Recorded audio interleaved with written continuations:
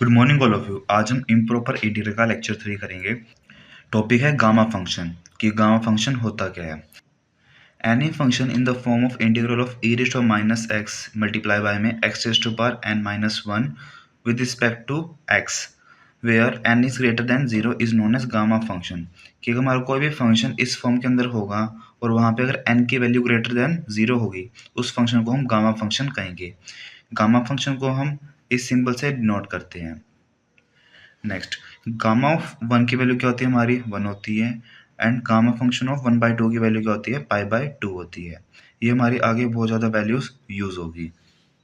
For example हमें एक equation given है, अभी हमें पता चल रहा है कि हमारा क्या है, गामा फंक्शन की फॉर्म के अंदर है। तो हम इसको कैसे नोट करेंगे, यहाँ पे n की वैल्यू क्या है, n माइनस वन। यहाँ n माइनस वन की वैल्यू क्या है, थ्री बाई टू है। तो हम यहाँ से n की वैल्यू निकाल लेंगे। वन यहाँ माइनस में, इस वजह प्लस में हो जाएगा। तो प्लस वन करेंगे, एलसीएम प्लस की वैल्यू हो जाएगी five by to. Five by to हमारा वन से बड़ा है, तो ये हमारा क्या है, गामा फंक्शन इस पर अप्लाई हो सकता है। तो हम क्या लिख देंगे, गामा ऑफ, यहाँ पे n की वैल्यू लिखनी होती है, n की वैल्यू क्या है, five by two, gamma of five by two. Next है प्रॉपर्टीज ऑफ गामा फंक्शन कि गामा फंक्शन ऑफ वन की वैल्यू क्या होती है, वन होती है। Gamma of N plus one को हम कैसे लिख सकते हैं, N into gamma of N लिख सकते हैं। And gamma of N plus one की वैल्यू कहाँ से फाइंड आउट हो सकती है, फैक्टोरियल ऑफ एन से। फॉर एग्जाम्पल अभी हम gamma of five by to की वैल्यू फाइंड आउट करेंगे।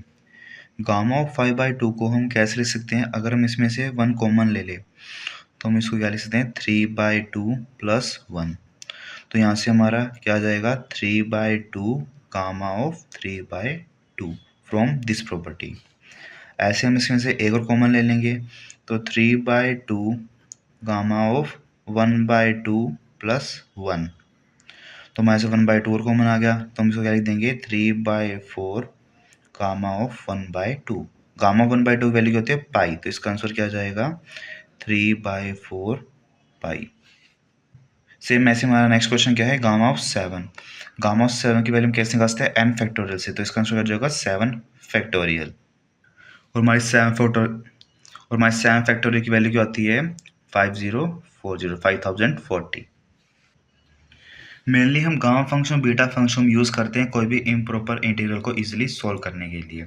अभी हम पढ़ेंगे relationship between beta and gamma function कि हमारा बीटा फंक्शन और गामा फंक्शन के बीच में रिलेशनशिप है क्या। तो हमारा beta function of m comma n किसके बराबर होता है, gamma of m multiply by में gamma of n divide by में gamma function of N plus N. अभी हम इसको प्रूव करेंगे, इसकी डेरिवेशन करेंगे। गामा फंक्शन ऑफ एम की वैल्यू हमारी क्या आ जाएगी, हम फॉर्मूले से फाइंड आउट कर लेंगे, integration of E raise to minus T into T raise to power M minus one with respect to X. अब हम क्या करेंगे, टी की जगह हम एक्स स्क्वायर पुट कर देंगे, दोनों साइड डिफ्रेंशिएशन करेंगे तो हमारी वैल्यू क्या आ जाएगी, डी टी इक्वल टू में टू एक्स डी एक्स। अब हम इन दोनों वैल्यू को इसके अंदर पुट कर देंगे। इन दोनों की वैल्यू पुट करने के बाद हमारे पास इक्वेशन क्या बन जाएगी, gamma of m equal to में two integration of E raise to power minus x square raise to power M minus one x d x. अब हम क्या करेंगे, इस x के पावर को हम इसके अंदर ऐड कर देंगे और 2 को अंदर मल्टीप्लाई कर देंगे। 2 को मल्टीप्लाई कर दिया और x की पावर हमारे यहाँ पे ऐड हो गई, तो हमारा आंसर क्या आ जाएगा, two integration of E raise to power minus x square and X raise to power two M minus one D X. Same इसी तरीके से हम क्या करेंगे, गामा एन की वैल्यू फाइंड आउट कर लेंगे जिसके अंदर हम टी को T equal to Y square put कर देंगे। तो हमारी वैल्यू क्या आ जाएगी, सेम, बस इसमें क्या करना है, एम की जगह एन को एक्सचेंज करना है और एक्स की जगह वाई को एक्सचेंज कर देंगे। हमारी इक्वेशन क्या बन जाएगी, gamma of n equal to में two integration of E raise to power minus y square y raise to power two N minus one d y. अभी हम क्या करेंगे, इक्वेशन थ्री और four gamma and gamma n को multiply कर देंगे तो हमारी इक्वेशन बन जाएगी four double integration of E raise to minus x square plus Y square x raise to power two N minus one Y raise to power two N minus one D X D Y. ये हमारी fifth equation हो जाएगी। अभी हम क्या करेंगे, इसमें जो वेरिएबल्स हैं उनको हम पोलर कोऑर्डिनेट्स के अंदर हम चेंज कर देंगे, मतलब कि थीटा और आर के फॉर्म के अंदर। एक्स को हम आर कोस थीटा से एक्सचेंज कर देंगे, वाई को आर साइन थीटा से, X square plus Y square को हम आर स्क्वायर लिख देंगे और डी एक्स डी वाई को हम आर डी थीटा लिख देंगे।